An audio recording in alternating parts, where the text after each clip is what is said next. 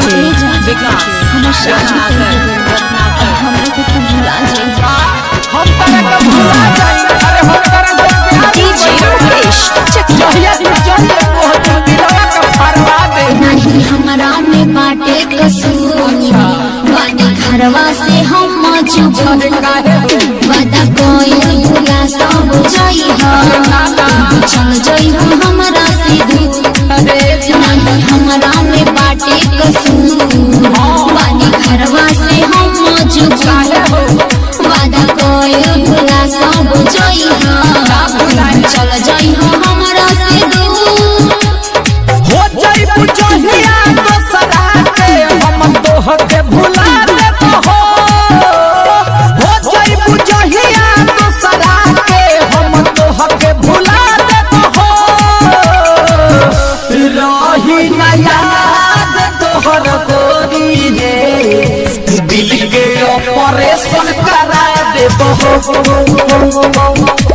रही ना याद तोहर गोरी रे दिल के ऑपरेशन करा देबो अरे ऐसा मत करिए जा डीजे मुकेश चकिया डीजे विकास ऑपरेशन करा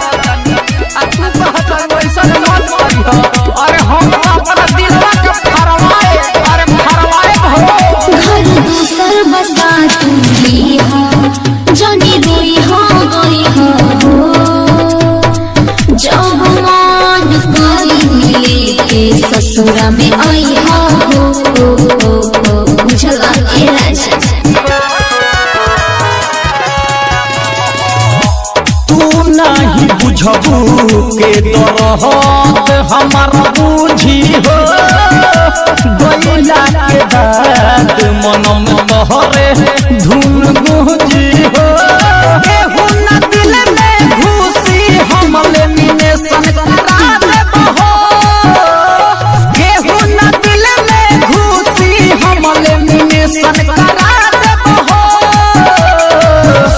रही ना याद तोहर गोरी रे दिल के ऑपरेशन करा देबो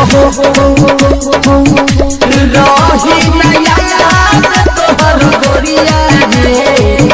दिल के ऑपरेशन करा देबो अरे ए जी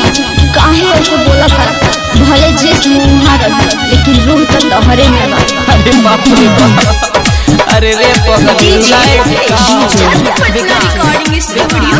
बसंतपुर कभी मासूम ना ऐसे बोला करो बतिया के अरहो जवन होई दुखवा करी हो हमारा से शेयर हो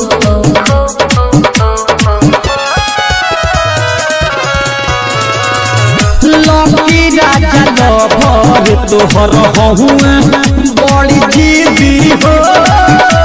छोड़ बना साथ हम लगहई कवन विधि हो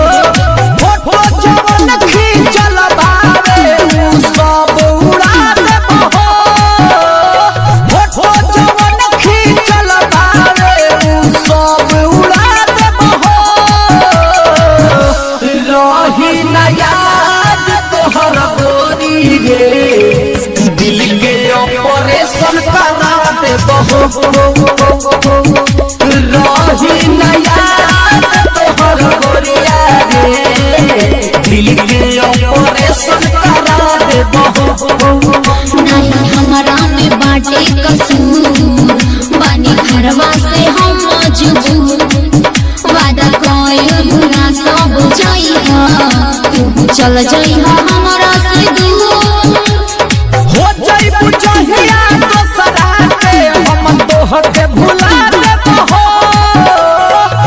जाई बुझहिया दोसरा के हम तोह के भुला देबो रही ना याद तोहर गोरी रे दिल के ऑपरेशन करा देबो रही ना याद तोहर गोरी रे दिल के ऑपरेशन करा देबो बुझलू हर्ष पटना रिकॉर्डिंग स्टूडियो बसंतपुर। पानापुर।